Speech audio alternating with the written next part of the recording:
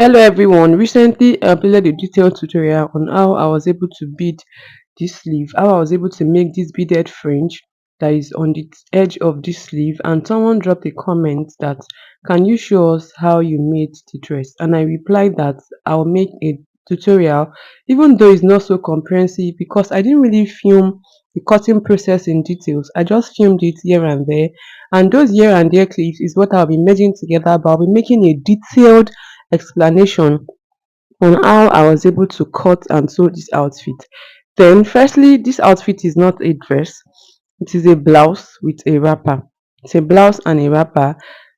So, I'll be explaining in details. What I'm explaining might not really go in line with like the image, the video you'll be watching, because I just put clips together here and there to make this video because I want to explain, but the explanation will be in details.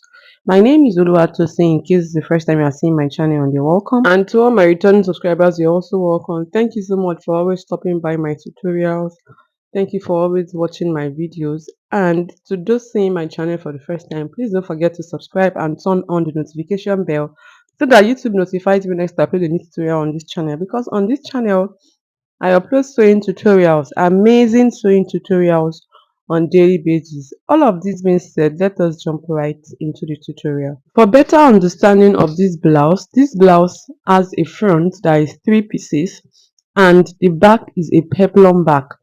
This back has an half length and a flay, which makes it a peplum back, but the front is a 3 pieces, and the hem of this blouse at the front is asymmetrical, which means they are not the same. One side is longer than the other. So this is the front panel of this blouse, and to achieve this front panel, I have to draft out my bustier first. This is a Princess Dad bustier 3 part blouse. It's 3 parts and it has Princess Dad bustier, as you can see. So I drafted it out on my pattern paper first. After drafting out, I transferred to my main fabric and I proceeded to interfacing, padding the bust region. Then you see I interfaced the whole fabric and I padded the bust region.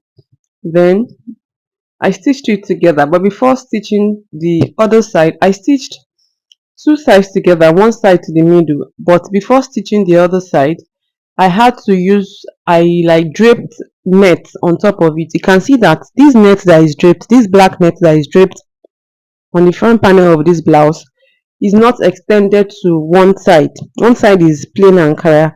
So I draped it. I did this on my mannequin. So if there's somebody there that is about the size of the blouse you are cutting, you can just put it on the person's body. If not, you can drape it on your mannequin. So I did this black net draping on my mannequin. When I was done with the draping, I joined the third side and I proceeded to turning. When I say I joined the third side, I mean that I joined the side where the black net is not extended to, then I proceeded to turning. Another thing is, for the scanty beads on the neckline of this blouse, I beaded it before turning because this kind of beads that I used is the machine one, is those ones that don't have hole, and I knew that if I was to do it after turning, it would be so thick that my machine might not pierce through and hold down the bead the way I wanted it to be, and I didn't want this bead falling off, so I had to bead it with that my small machine you saw in the previous clip before turning.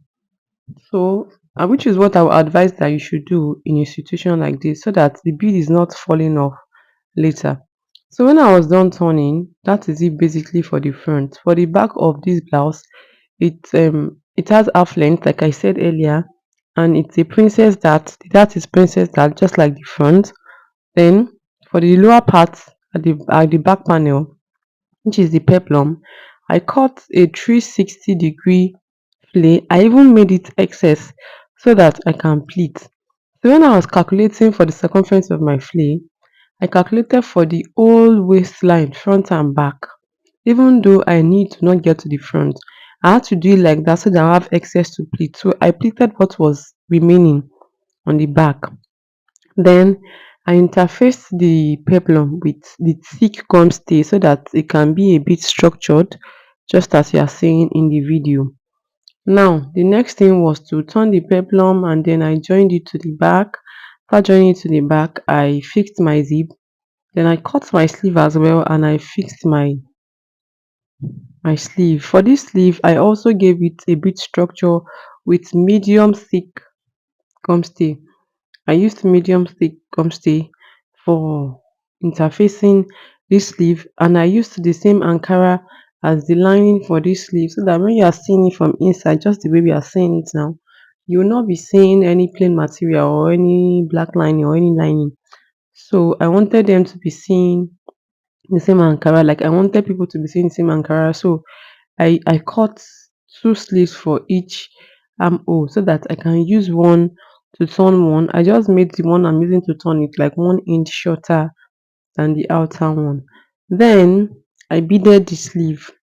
Like I said earlier, a detailed tutorial on how I was able to make this beaded fringe is on my channel, and the link to it will be in the description box below. If you're interested in watching, just check the description box. You will see link that will take you directly to that tutorial. Now for this yellow bead on the chest, I beaded it when I was done turning. It's a normal crystal bead, size 6 crystal bead, and I did this when I was done turning.